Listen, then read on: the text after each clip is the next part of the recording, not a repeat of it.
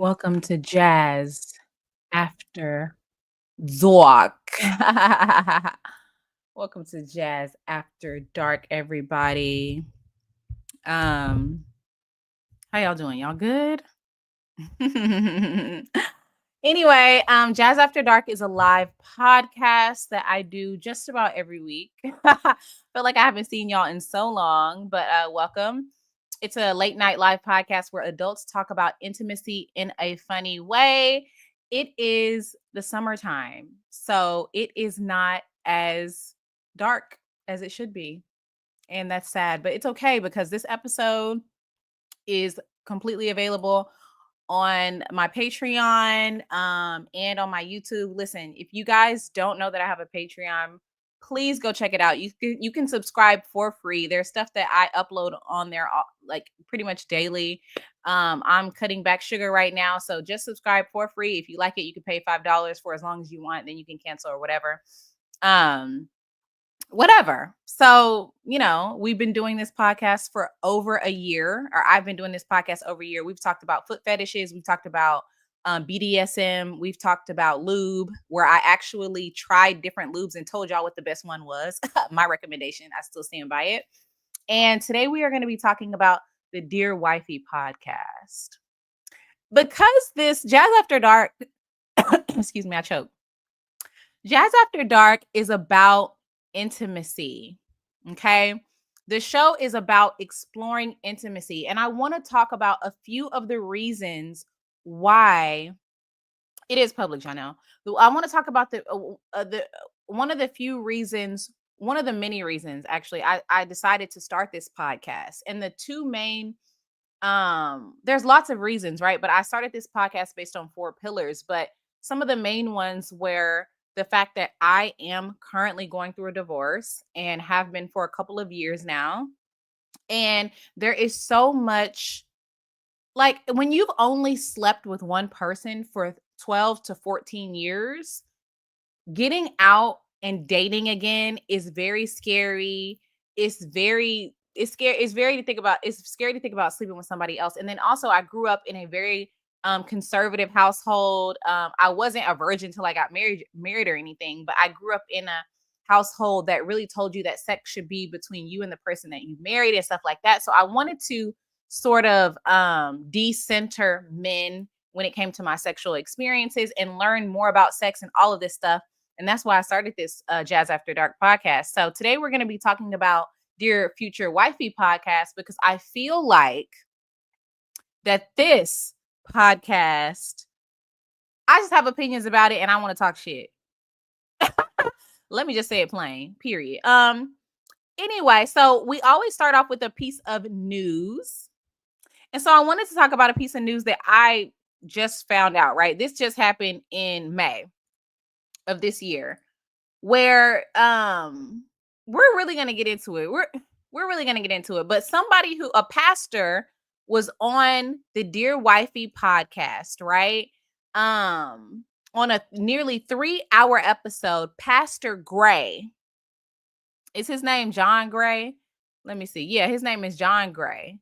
Pastor John Gray, which is a very popular pastor. He went on Dear Wifey podcast and he talked about his troubled marriage between him and his wife. Okay. He said that they're in a better place thanks to God and therapy, and they were on the brink of divorce in 2018. And listen, the article also said that Pastor John Gray is a guest speaker at Joel Osteen's church. Red flag, red flag. Like, Joel Osteen is a complete red flag, duh. And plus, when is he gonna stop nipping and tucking on his face? Y'all can't see. This is why I don't make my lives. This is why I don't make Jazz After Dark public. Because, baby, it's your body, your choice, but somebody needs to tell you when to stop, Joel Osteen. Okay? Because you've had too many facelifts. But anyway, that's not the point. This pastor, John Gray, went on the podcast and he talked about how he's made headlines in Houston for cheating on his wife multiple times and finance scandals and everything over the past decade. And this is the problem. And this is how I This is how I found out about the Dear Future Wifey podcast, is because the clips that go viral, and all of the clips that go viral, are about men who are in marriages, and a lot of them are pastors. Not all of them, but a lot of them are pastors, because this is a faith-based podcast. Men in relationships with women that they literally treat like dog, dirty dog, dookie dookie, dirty dog, doodoo dookie in their marriage. And then they go on this podcast and they talk about how they've gone through ups and downs and how God has pulled them through that relationship in their marriage. How God has spoken to the women and released them of the shackles of their husband's infidelity. And I didn't even know about this. I didn't even know about Pastor Gray going on here, because his clips didn't go viral. But in 2020, a woman accused Pastor Gray of allegedly paying her for explicit photos. Is that cheating to y'all? If y'all have a man and you married and he goes out and he pays somebody for explicit photos, is that cheating? Or is he supporting small business?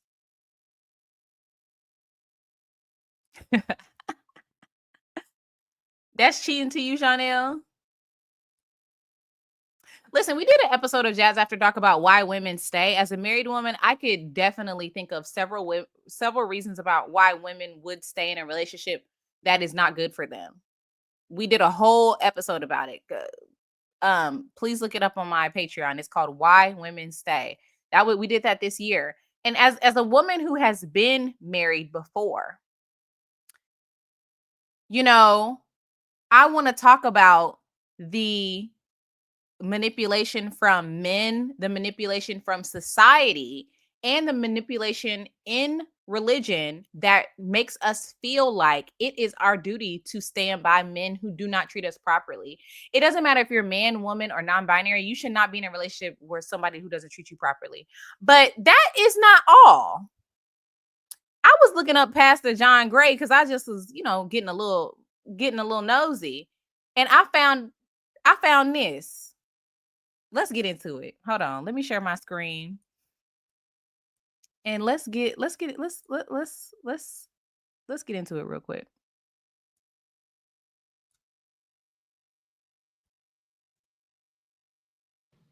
People get caught. And let me just say, this creator, I don't know him. I just saw this video. I do not know this creator. He's a faith musician. That's all I know. I just was interested in the video. I do not know this man, okay? Comfortable just talking and then end up saying stuff where it's like, what just happened? What did he just say? And y'all can hear this, right? Y'all can hear this, right? Please confirm that y'all can hear this before I let y'all listen to the part that needs to be said. Have y'all heard everything? Okay, good. Did he really just say that? Did he really just say what I think he just said? Yeah, he said it. I don't know if you guys have seen the clip, but if you haven't, check it out.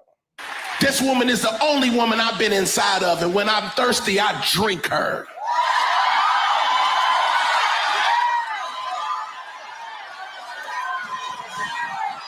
Assalamu alaikum. Are you thinking about buying a franchise business? Don't. Assalamu What in the world was... Now, what did I say? What did I say about men who lick their tongue out? I would have screamed and ran out of the church. No, not due to the Holy Ghost, due to the Holy Gross. Yeah, the Holy Gross. I'm grossed out. I'm disgusted. Are you not embarrassed? Because why would you say that? Why would you say that? Sir, we can make the assumption that when you are married with somebody, they are the only person that you drink. Okay? We can make that assumption because you're married and you're a pastor. Also, your wife is not the only person that you drink. You've had several sips of other people since you guys have been married.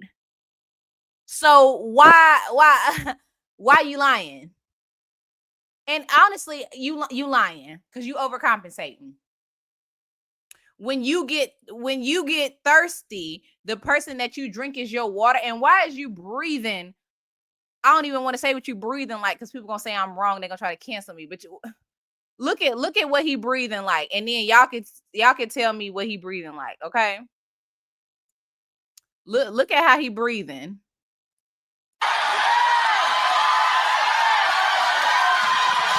You're sitting.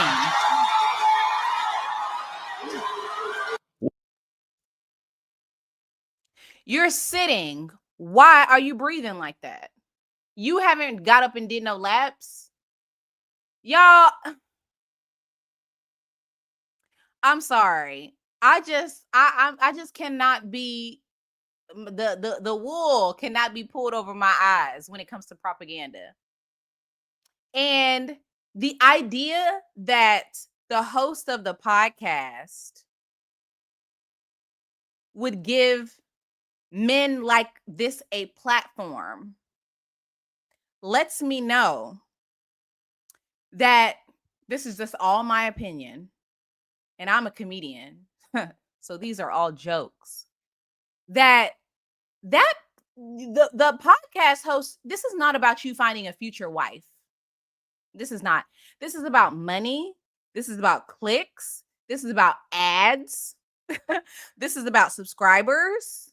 Okay? This is about moolah, dinero, using the church community, and particularly using women and their thirst for marriage in this community for your benefit. Miss Sherry said, I don't think it ever was. Like, you know what? I think that, I don't know. Let me stay on track. Let me stay on track. Listen, that is the news article I wanted to break to y'all. Anybody who goes to that man's church after he licked his tongue out like that and said he drink his wife, I'm like, what are you there for? So you could get a threesome so you can get in on it? You trying to get drank. You trying to get drunk. Because why, if you wasn't trying to get drunk, why would you be there? I don't know. I'm not religious. I feel like that you just did something wrong according to the Bible, though. I don't know. Anyway, what is Dear Wifey, Dear Future Wifey podcast? Okay. The host, I was confused because I listened to a little bit of 2 episodes and I couldn't do it no more. All I could listen to was maybe 30 minutes of each episode that I listened to. I listened to the episode about a woman whose husband was in jail and she stayed with him while he was in jail. And she was 19 years old, which is too young to be committed to anybody in any relationship for anybody. I've talked about this before. I do not believe in being committed relationships in your 20s. That is for your adulthood. That is for 30s. At 20s, you're an adult, but I do not believe that you should be in any committed relationship. Go watch my video about advice I would have given to my 20-year-old self on YouTube. Like, I don't believe in 20-year relationships. So I watched the episode. I listened to an episode about that lady. And then I listened to an episode, the one that went super viral, about how the woman used to iron her husband's clothes for him to go see his mistress. I could not handle more than 30 minutes of each podcast. And I'll tell you why. The clips that they use in the beginning of the podcast for promo were the clips that went viral. He knows what's going to go viral on his podcast. He knows that when women are treated poorly, but they choose to stay, when women are getting cheated on, but they choose to stay, when women are being walked over like a doormat, but they choose to stay, those are the clips that get posted or edited first to pull you into the episode. He knows exactly what clips are going to go viral. Yeah. Also, as a person with a degree in communications, the host, in my opinion, he doesn't seem prepared for the podcast. He's just asking questions on a whim. It's like, are you going to ask any questions Are you going to ask all of the couples any of the same questions? You're just sitting here and you're having a very long conversation with people, and you're kind of interviewing people a little bit like people are talking about Jennifer Hudson right now. It's kind of the same thing. Like, you just sitting there saying, wow, so what happened then? Wow. And then what did you do? And what made you stay? And wow. It's just a bunch of that. It's like, it's not even, we're not asking what the why is behind the why even. Like, it's just a long conversation, which is good for monetization, good for ads, good for clicks, good for listeners, good for YouTube. The longer the better, right? It's just a long drawn out podcast about people's very, very, most of the time, bad relationships. You know? And Janelle made a good point. She said, ladies, we need to wake up from the fairy tale we've been taught to follow. And that's what this podcast does. It keeps people in the fairy tale. That God will give them a relationship, and it will be rough, it will be hard, but that is a part of being a part of a fellowship and a partnership that is God's. It ain't. Let's watch some clips, because some of y'all may not have seen it.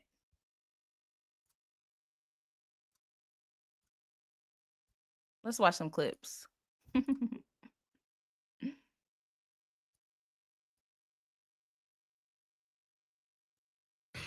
When we were dating, he was still grieving. When I would come to the house, her pictures and stuff is everywhere. Didn't bother me none. Why not? Because I understood, Siobhan, though this is your husband, he still got to go through his process. And how do I look saying, all right, let's put away her memory. I'm here now. That would be so silly. 20 years with this. Whatever it was, like, Hold on, let me skip to this part. She said, no, you've been with your wife for 22 years. She's like, of course, you honor her, because I didn't expect that response, really, but it was like a test, like, okay, all right, I can move forward. And just to let y'all know, this man got a tattoo of his ex-wife, who I believe she passed away, while he was married to his new wife. So every night when she getting drank by her husband, she look at his ex-wife photo on his arm, and the tattoo is a photo of her, and it says "My Queen" on it, and she has a crown on. Let's go to the next one. What were you seeing her as? I saw her as the enemy. Right. I was like, wait a minute, I'm gonna stay black and die, like she said, and chase women, smoke weed. That's where my mind was, because I've been overtaken. Yeah. I was having fun. Even the Bible says that sin is good for a season. So I was having a phenomenal time. The last thing I wanted to be was connected to her, connected to the church. Right. Because then that's work. So why did you stay? Why were you still coming home? Because I had 2 kids. Well, then by that time we had 3. I was always a phenomenal father. I was a horrible husband. Yeah, he was. But when it came to my kids, you know what I'm saying? And so you looked at being outside the home as a failure. But you. Boo. Okay, let's see. Hold on. Let's see if we can. Let's see. Oh, here go another one. Here go another one. Really know his real name or what his name is. Last night about and receive. Why are all of these men coming on the Dear Future Wifey podcast to tell the world?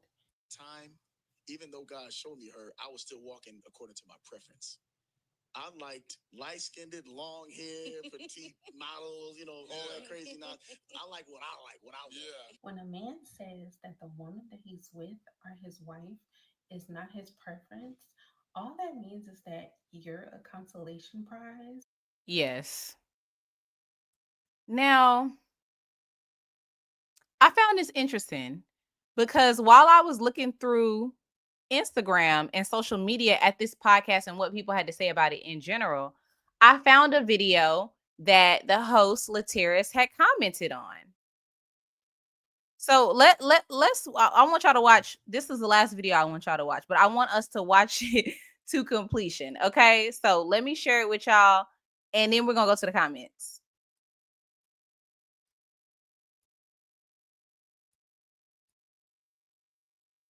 I thought she was a terrible thing.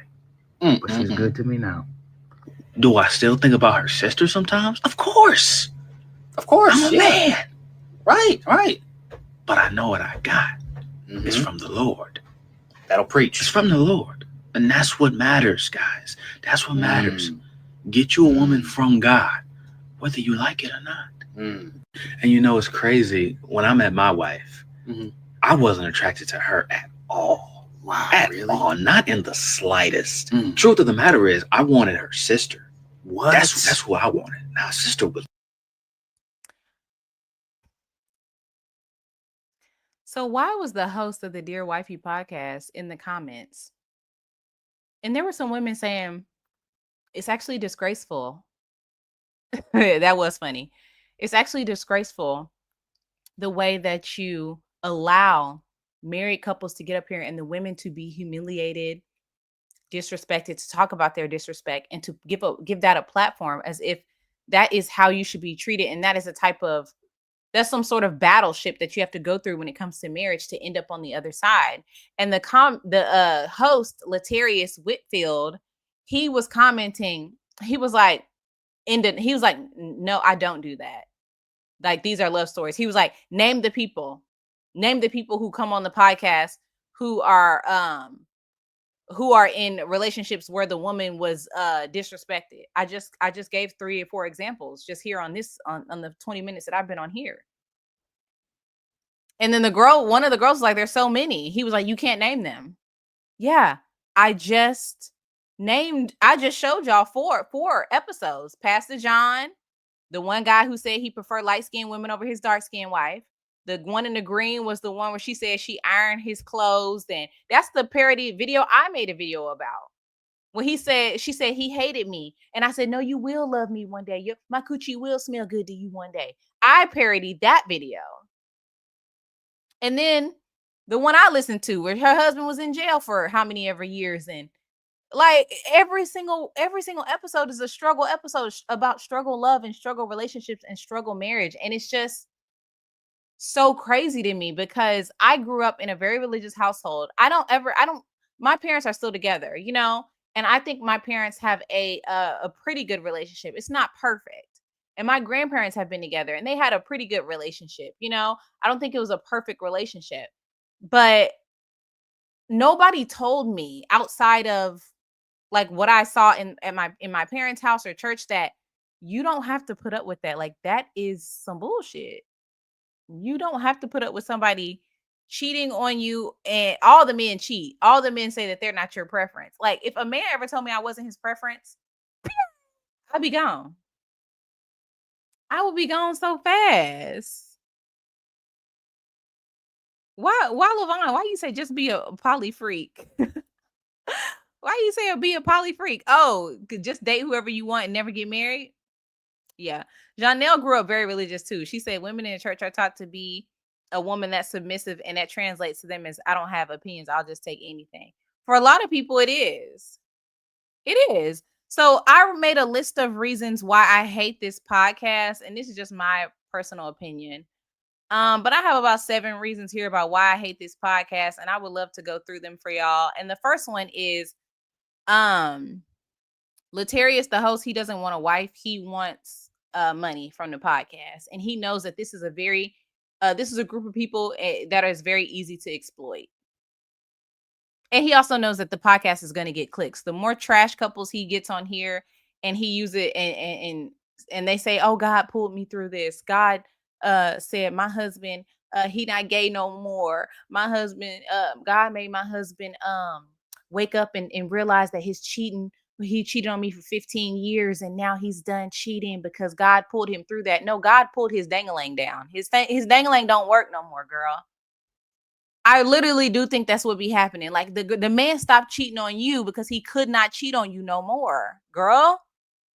The dangling don't even work no more. That's why he at home with you now. If his dangling worked, he would be out and about in the streets just like he was for 15 years.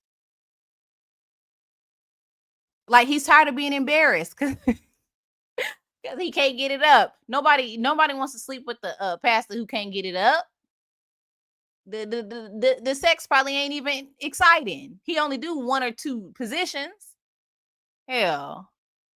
Anyway, yeah, I think the host, I don't think he's interested in getting married.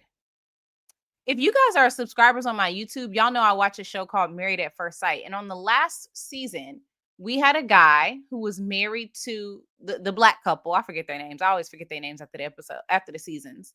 But it was the black couple who was the woman who didn't have no sex appeal. We're going to get into sex appeal a little bit later. She didn't have no sex appeal, and she was married to the guy with the backpack and the mole on his face.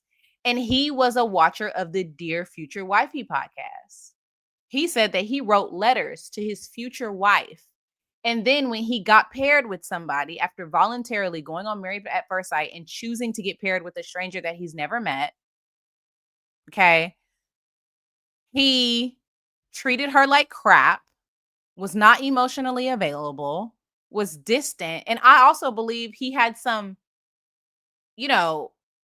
questionable personality traits. Let me just say that. He wanted that woman to beg him, and she did. And he still didn't choose her after going on this show and volunteering to be a part of this process. It just would creep me out if I met somebody and they said, I'm writing letters to my future wife. How do y'all feel about if you met a guy and he said, oh yeah, I write letters to my future wife every week? How would y'all feel about that? Is that attractive to y'all? Nay, I have never heard the host talk about how he did his ex-wife, but this makes sense.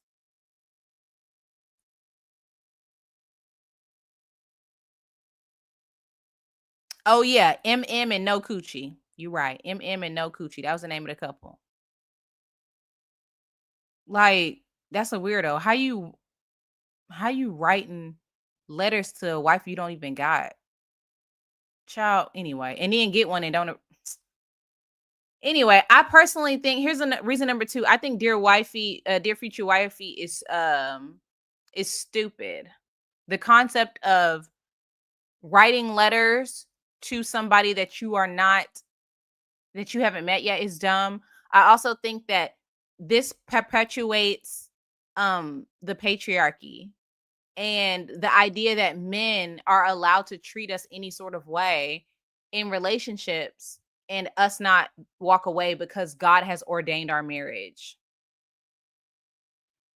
Yeah, I think that this podcast is problematic. It has over 620, it has almost 620 subscribers on YouTube. It is astonishing to me that 500,000 people, even though there's so many people in the world, 500,000 people watch this podcast every week and think, yeah, I want a love like that, that's able to withstand that sort of treatment. I want my love. Like, you cannot listen to this podcast and think that you want a love like that. I believe that this podcast perpetuates suffering, settling, and infidelity. Listen, I don't know. I personally don't know. I don't know if men can be faithful. I do not know if men can be faithful. My dad told me that he's never cheated on my mom, ever. He told me this years ago in high school. He was like, I have never cheated on your mom. And I would never cheat him on my mom. And I asked my dad, why hasn't he ever cheated on my mom? And my dad said that his family, and this is my dad's philosophy around men who cheat. He said he's had friends who've cheated. He's worked with men who have cheated. He's been in close proximity, had close friendships with men who've cheated. But my dad said his family has always meant more to him than a little dessert or a little side piece or anything like that. He said he valued his family more than he valued getting some ass on the side, basically. And he's like, some people just don't value their family more than they value the validation that comes with cheating, more than the ego boost that comes with cheating and treating, stepping out on your partner. That's it. It's just they would rather risk it. They will risk it. And I think that podcasts like the Dear Future Wifey podcast make us believe that that is normal. And I'm not willing to accept it. I'm just not willing to accept it. I wrote down 4 tips for anybody, and these are just my own personal things as somebody who has been married. As somebody, I feel like it took a lot for me to walk away from my marriage because I felt like I wasn't being treated the way I should be treated, point blank period. And I know it's not easy, but when I listen to these podcast episodes, I'm like, girl, that's not God. That's not God telling you to stay. That's not God saying, stay with your husband. One of the episodes, though, she was like, I wanted to leave, but God told me, stay with your husband. That's not God, girl. That was not God. Because God told me to leave mine. God said, hey, tap me on the shoulder. I said, hey, God. God said, yeah, go ahead and pack your shit. I said, you sure? God said, absolutely. And I packed my shit.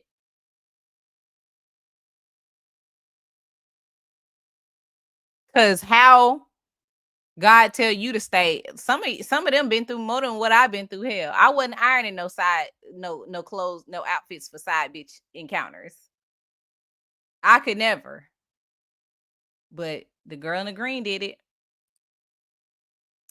Anyway, I just want to say, like, you are, and I'm not religious anymore, but I do believe in God, and I do believe that we all have our own personal relationship with God, and you're allowed to want more than. There's so much to this. Sometimes you get in a relationship, right, Miss Lady? We haven't even, and we're not gonna get to that. But how come none of the girls ever considered this? Like, your man cheated and he been cheating. Why do you feel like God told you to stay? To prove a point? Ew. I feel like we get into a space that we're not allowed to want more. Like, yes, the desperation to be married, God being the scapegoat for that, the idea that we can't do better than our current partners.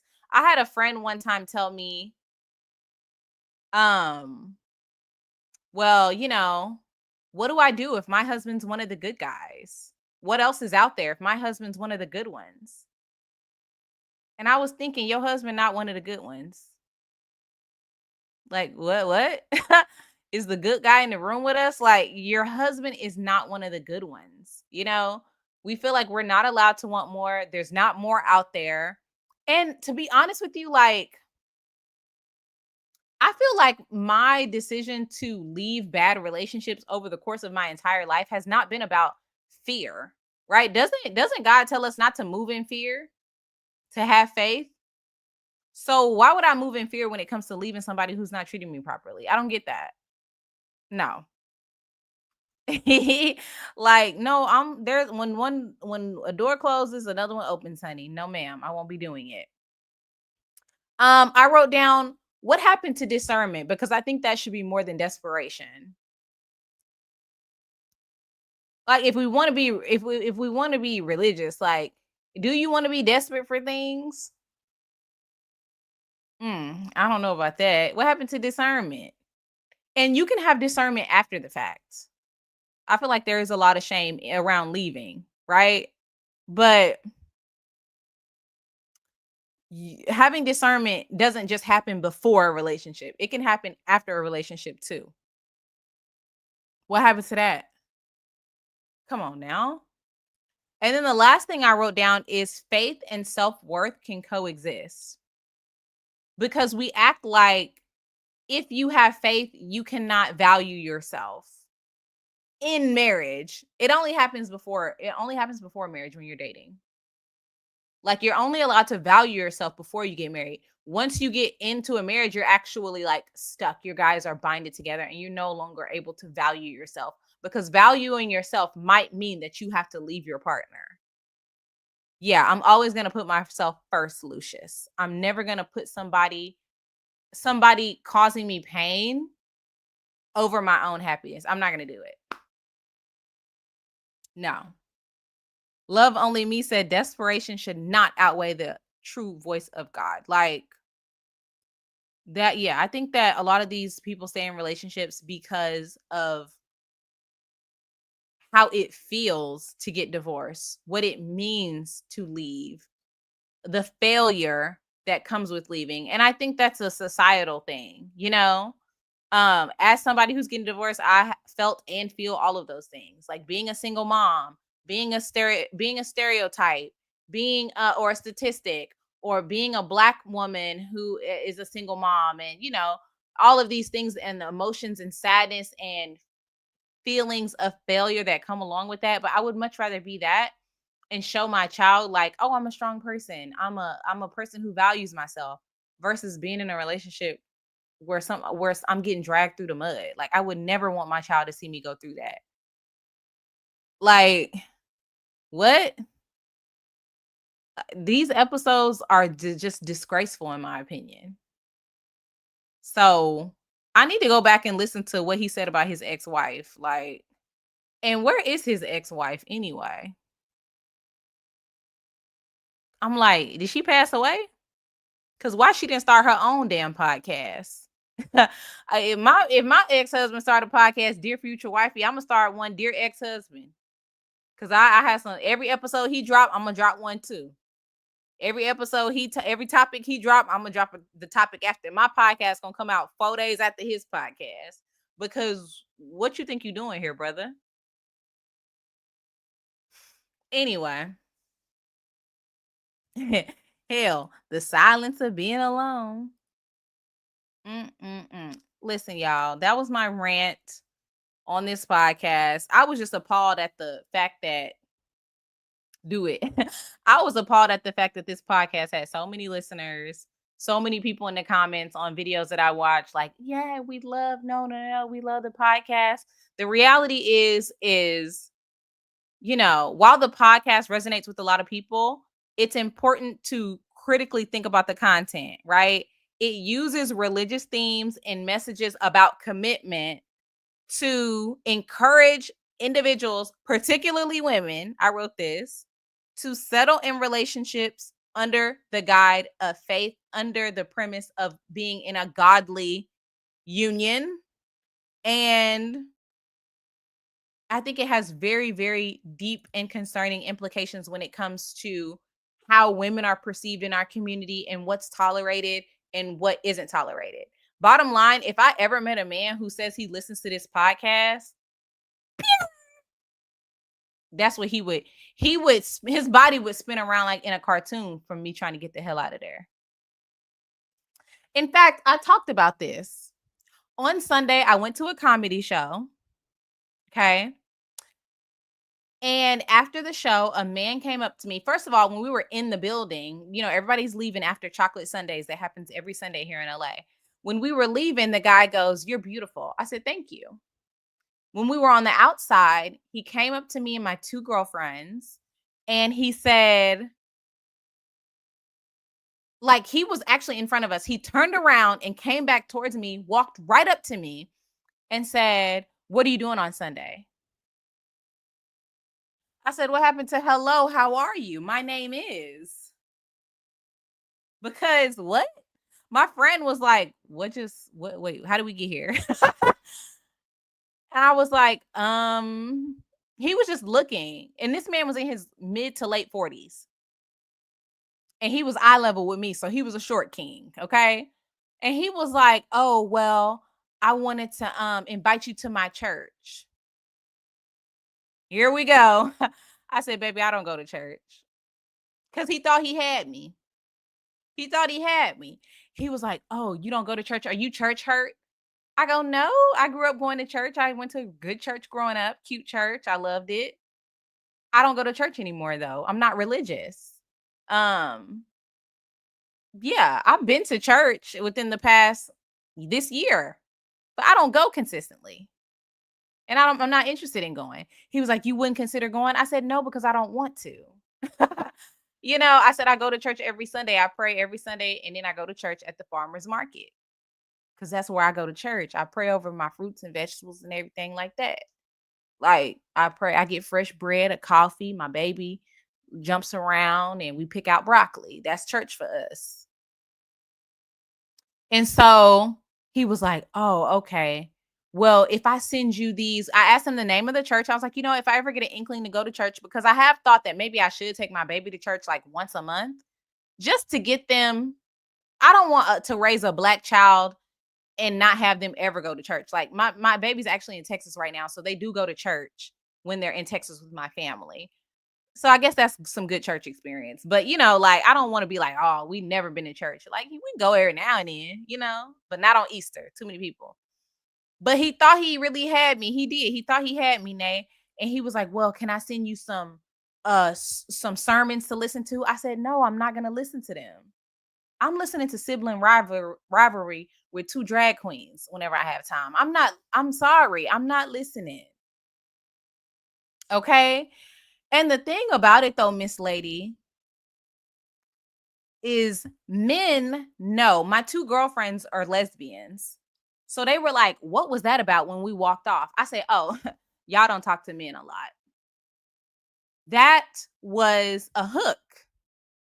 Because a lot of black men know that if they put God first in their profile, if they say, oh, will you come to church with me? That is a way to be like, oh, you go to church. It's a way to have women be like, oh, okay, so you go to church. You're a church man. You're a God-fearing man, and all of these things. And he thought he was really gonna get me with that one, because when he told me he was beautiful, and when he told me I was beautiful in the building, I just said thank you and didn't do nothing, didn't say nothing else, kept my, minding my business.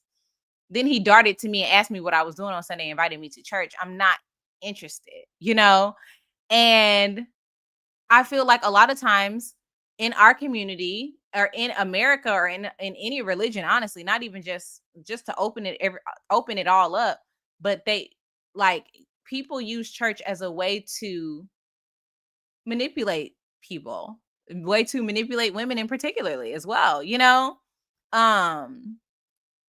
Miss Lady said, tell me what church we are going to go to, when I told him I was a Christian. He said, oh, you going to church with me? Nah, I'm good, love. But yeah, I just don't like the way, I think the younger generations, and we're starting to wake up and decide that we're not going to put up with certain things. We're not going to put up with things that our grandmother puts up with, our great grandmother put up with, because they didn't have a choice. And I think the more that we realize that, the better we'll be. And the men will be forced to grow and be better partners, or they won't. I don't know. I don't know what will happen, but I've met some guys who I think could be good partners to somebody. So it's not like I feel like all men are a lost cause, even though most are pretty crazy. I see you, Miss Lady. So yeah, anyway, that was my spiel on the Dear Wifey podcast. That was my rant, 45-minute rant about that podcast and how much I hate it, because I hate what it represents for women in marriage. And I'm not bitter because I'm getting divorced. I know that's one thing people would like to say about me. Oh, I'm bitter. I'm not bitter. I'm really thankful for the 12-year relationship that I had. I'm really thankful for my baby that was planned. I'm really thankful for the life experience that I got being married, because now I'm a 36-year-old woman who's out here single, and I'm not desperate to get married. I'm not thirsty to get married and be committed to anybody. And I really, really know who I am at this point in life. And I feel really thankful to be in this very place that I am in. So I'm not bitter, honey, but I do want a divorce. Anyway, let's move on to the Ask Jazz portion of Jazz After Dark. This is where you can send me an email and ask me for advice. It could be about advice about sex. It could be advice about friendship. It could be advice about anything. You can email jazzafterdark@gmail.com. That's jazafterdark@gmail.com. And today's question is, they said, hey, Jazz, you often talk about being sexy on YouTube. I want to know, how do you do that? I feel attractive, but I want tips on how to be less awkward, less goofy, and more of a siren. A siren is a word girls are using these days, like office siren and stuff like that.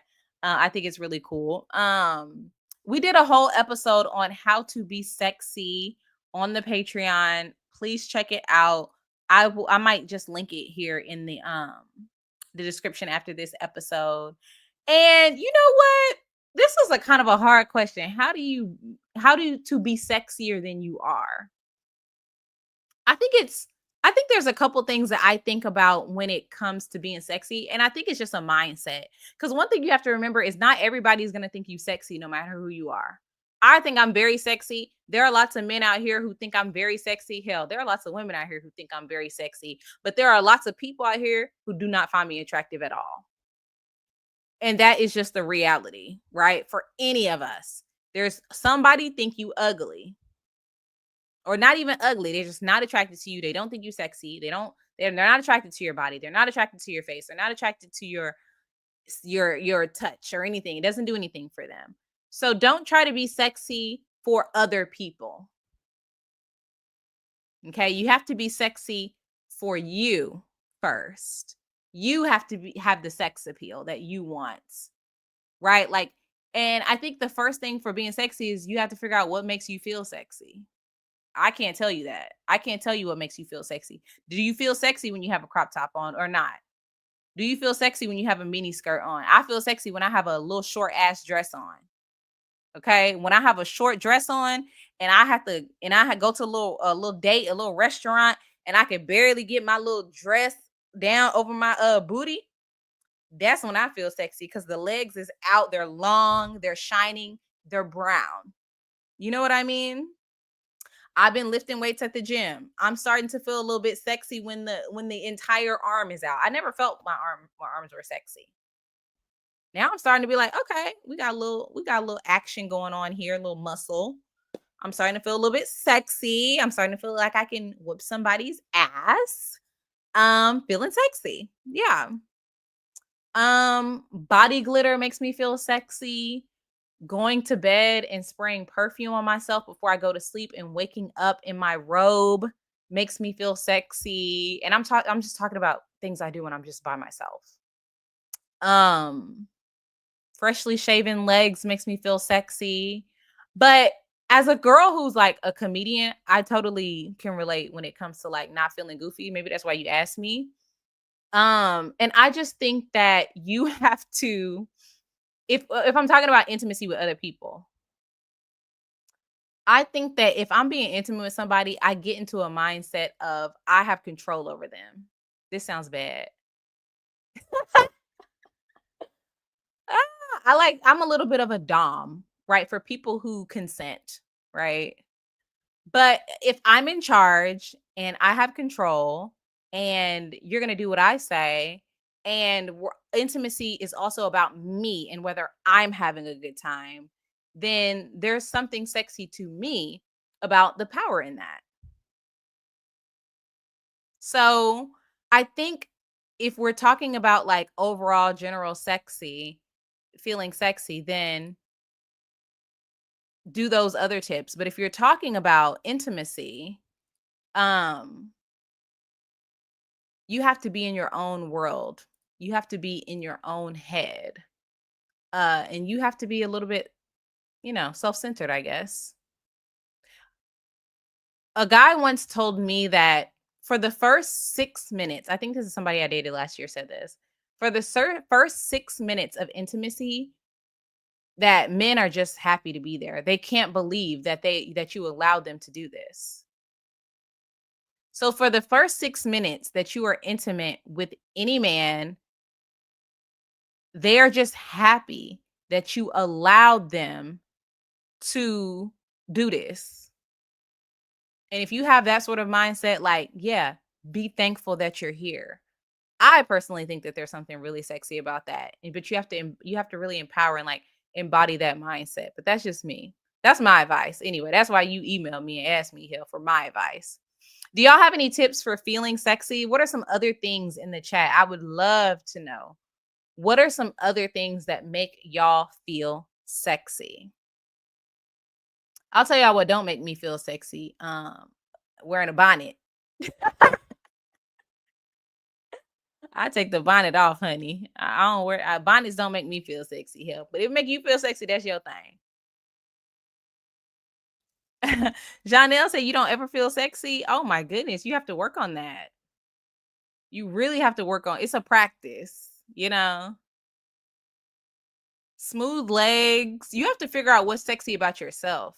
Like sometimes I get in the shower, I shave my whole body. I shave my legs, my underarms. I don't have nowhere to go, nobody to see. But there's something about being smooth in the bed. There's something about having smooth legs in the bed, honey. When the fabric just rub up against your legs, sexy. Deborah said perfume, period. There's 80-something people on here. Y'all can't name some things that make y'all feel sexy. What's wrong with y'all? Come on now. I want to see the comments. Walking around naked. This is a confidence booster. I've talked about this multiple times. That's a confidence booster, because once you get comfortable with yourself in your own skin, that was something that I did after I had a baby, and I did a video about that, walking around naked. Sister girl said, buy some sexy lingerie for yourself and admire yourself in the mirror while you have it on. Yes.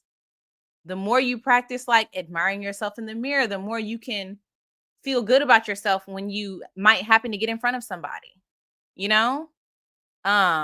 Sheba said, yes, seeing myself in the nude, a cute pedicure, period. Lyrics, that make you feel sexy, a cute pedicure? It does kind of make you feel sexy, right? Like confident. Like, look at my feet. My feet be ashy though, but a cute dress and heels. Very cute. A cute dress and heels will do it, because your legs, you putting the pressure on your foot. Shy said, I love Fenty lingerie and their underwear. I never tried Fenty before, but Rihanna looks cute in it. Miss Lady said, working out. Working out does make me feel sexy. Working out is a really good one because it boosts your endorphins. I've talked about this maybe before on live, but I do feel like after I work out, I look more attractive. Seriously, y'all. And I'm not even talking about my body. After I work out, when I'm in the gym and I'm about to take a shower, or after I take a shower in the gym and I leave the gym, I feel like my face looks more attractive. And I don't know if it's because of endorphins. Like, I don't know the science behind it, but I'm like, why do I feel like I look more attractive than when I came into the gym? I don't know if it's like the sweat. I don't know what it is, but I do feel more attractive. Francis says, sometimes I wear jewelry even if I'm staying home. That's a good one. Just little jewelry, necklaces, rings. Just I also, during the pandemic, I got into the habit of putting on actual clothes at home, because I was like, there's no reason I shouldn't feel good. Like, if I'm at home and I'm not going anywhere, it's a pandemic. I might go on a walk, but that's it. So Matthew said, a fresh haircut, period. Yes. We know the guys love a fresh haircut. Y'all be feeling yourselves. Somebody said post pump glow. Yes. And it's like, it's weird. I feel more attractive. It's weird. Janelle said, I probably need to wear more normal clothes when I work from home instead of pajamas. Yeah, try normal clothes. Try. Getting your hair done and going for a cocktail. Now I'm in a rom-com.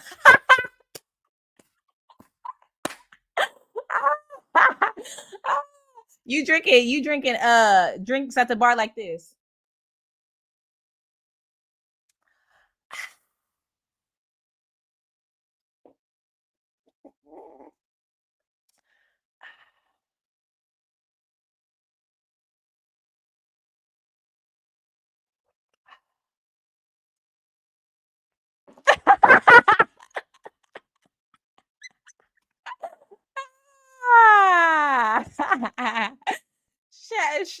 Shy said tequila, but you may be in trouble.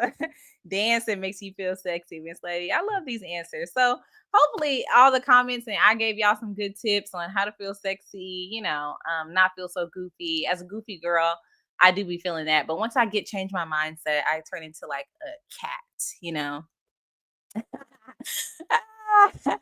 Funny. Don't let me bring a book, honey. I'm mysterious. Anyway, y'all, that's the end of Jazz After Dark for tonight.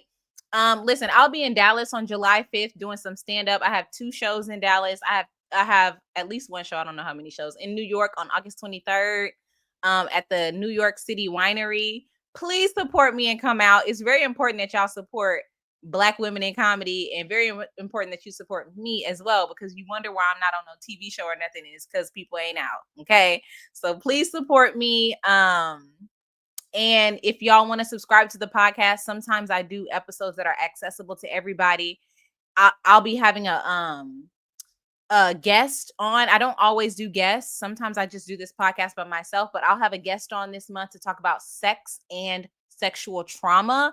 And whenever I have a guest on, I like to make those episodes accessible to everybody, so but yeah, join the Patreon and join us in some fun. Right now we're cutting back on our sugar. I did have a little piece of French toast today, but that was the first piece of sugar I've had in over 2 weeks, in like 2.5 weeks. So like, processed sugar, like pastry, dessert. So anyway, yes, somebody said, do I ever come to the Midwest? You saw me in St. Louis. Thank you for coming to the show. Hope you had a good time. Yeah, sometimes I do. But this year I'll just be in, well, it's a long story, y'all, but I have to tell y'all another time. But basically, I had a manager and I just lost my manager because they moved on and got a good job, a great opportunity for them. But they were working on booking my tour for me. Last year, I booked everything myself. Everything, all the shows myself. It was a lot of work. I had an assistant last year and stuff like that helped me do this. But this year, I just, I'm just like, it's hard being an entrepreneur. So this year, I had a manager now, but now I lost my manager and he was helping me book everything. So now I just have Dallas, July 5th. I have New York, August 23rd, and then I have DC in December. So those are the only shows I have so far outside of LA. I perform in LA all the time. So those are the only shows I have right now that are outside of LA. Okay. But yeah, thank y'all for watching, and hopefully y'all like me talk a lot of shit about a podcast that I hate listening to. Okay. Love y'all. Bye. Follow me on everything.